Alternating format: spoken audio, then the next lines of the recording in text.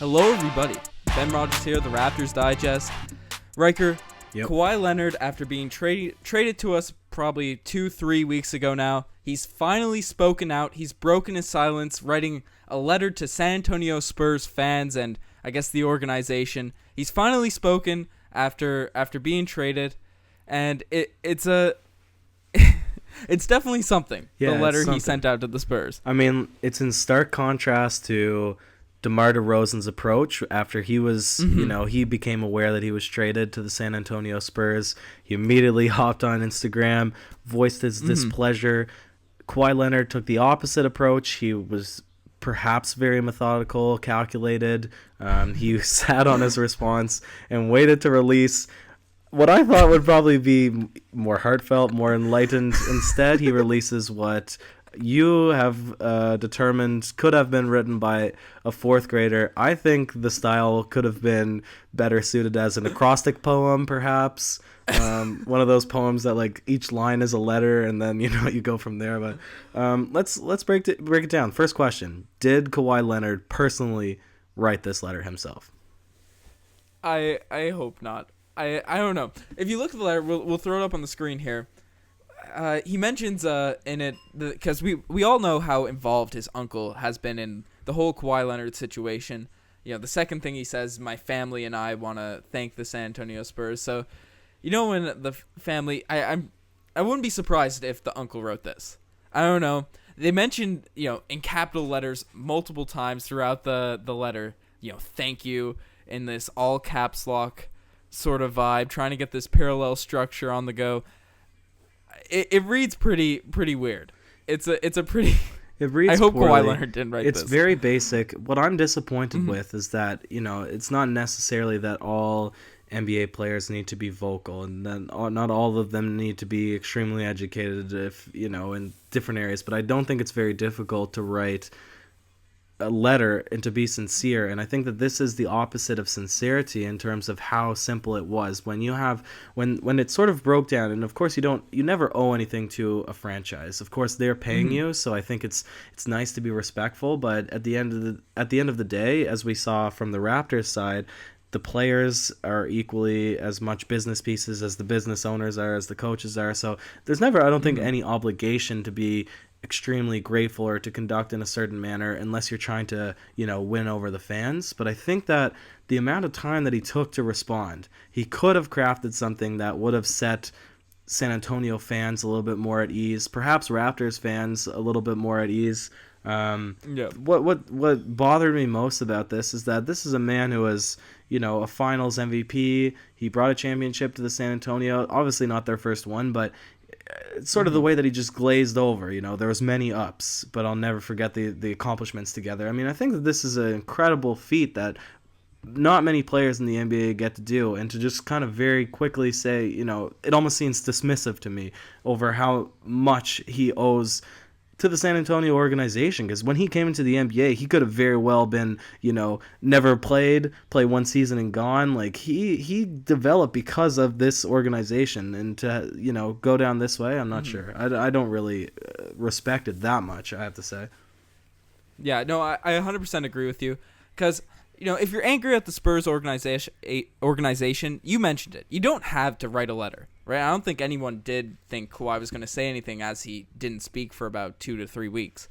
But this right here, it looks like a meme. It looks like he's almost trolling the San Antonio Spurs with the capital letter to thank yous. It's written in purple. It looks like it was written in some 1995 Microsoft software. No, that's true. Like it's in purple. It's written in purple. I don't know. This is the question though, because obviously I think that there's a bit of loathing, or perhaps there's a sour taste in the mouths of San Antonio fans, right? In the way that this entire trade was conducted. Of course, DeMar, it's a different story on the Toronto Raptors side of it. Yep. But if we look towards how Kawhi could have very well come back and played, but he decided to, take time on the bench. I mean, maybe that's a strategic move in terms of career longevity, but it seemed to be a bit of a slap in the face towards the fans in terms of the way that the discourse was made between Greg Popovich and Kawhi. It seemed like the whole situation had a lot of tension, a lot of anger. Now, maybe there's things behind the scenes that were not quite as blown out of proportion as the media would have portrayed it, as we're portraying it right now. But do you think that, like you said, this almost seems like it's a meme. Do you think that he's going to go back first game against San Antonio and be completely booed out of the building? Do you think that he's going to be respected as a guy that brought a championship to this organization? Or do you think that it's going to be kind of in between? Do you think that he's so, quiet that it's not really going to make much of an impact, that people won't really think twice about him?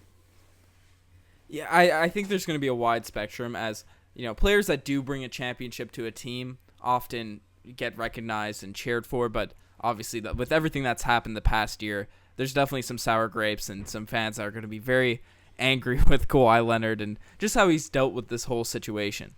So I think you'll get a mix. I'd say it'll be mostly boos when he first goes back there, but it's very interesting just to see how he's dealt with this whole situation. And obviously we're a Raptors podcast, and we've been talking about, how he didn't even bring up the Toronto Raptors in this kind of press release. Most of the time when people get traded and stuff, they usually mention that they're excited to start their new chapter, or, they're excited, they're looking forward to the upcoming season. Are you a bit shaken up that the fact that he didn't even mention Toronto in this letter?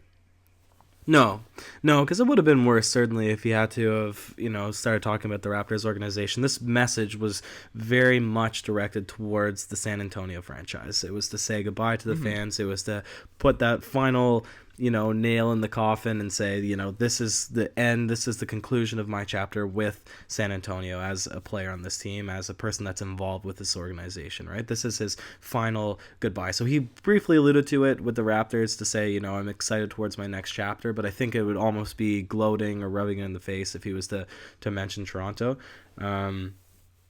What I do think, however, and I'll go back to it just really briefly, I think that he could have elaborated more. And I you know what? To each their own, and perhaps he is a very soft-spoken person that just wanted to be as concise as possible, and I think that he has certainly all rights to do that. It's his his own life that he's living. But there's a couple ends of the spectrum. We have the extreme where it seems like the player is completely speaking through their agent or their PR team.